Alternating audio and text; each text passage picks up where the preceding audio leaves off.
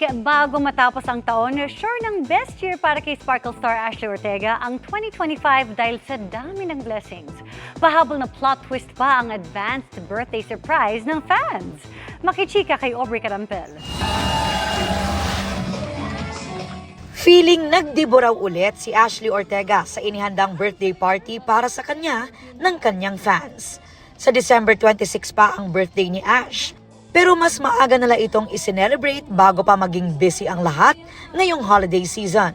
Emotional daw siya dahil sa time and effort na ibinigay ng kanyang fans to make her feel special. Talagang sinurprise nila ako today and sobrang nostalgic ng feeling kasi yung last time na feeling ko first and last yung nag-party ako ng malaki was my debut. Turning 27 na si Ash at masasabi raw niya na one of the best years niya ang 2025 dahil marami raw siyang na-achieve. Ang ilan dyan, ibinahagi pa ni Ash sa Achievement Cake Trend kasama ang kanyang Sparkle artist friends. This year, I am the CEO and founder of Sim. We sold 500 candles already.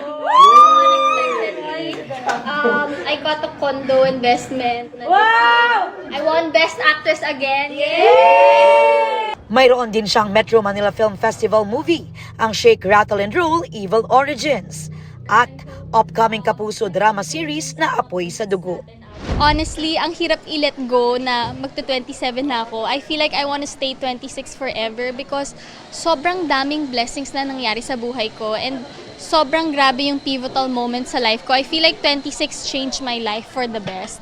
Looking forward na rin si Ash to celebrate Christmas at sa ibibigay na regalo ng boyfriend na si Mavie Legaspi. Naku, hindi ko pa alam. Excited ako sa gift ni Mami but I don't know yet. Pero actually, natutuwa nga ako kasi last year, since syempre birthday ko after Christmas, dalawa talaga yung binibigay niya sa akin gift. Kasi sanay ako na isang gift lang binibigay sa akin ng tao, pang Christmas and pang birthday. Pero him, laging separate yung Christmas and birthday gift ko. Pero hindi ko pa alam. Nang tanungin naman ang kanyang birthday wish, Sana matapos yung corruption. Sana matapos na po yung corruption.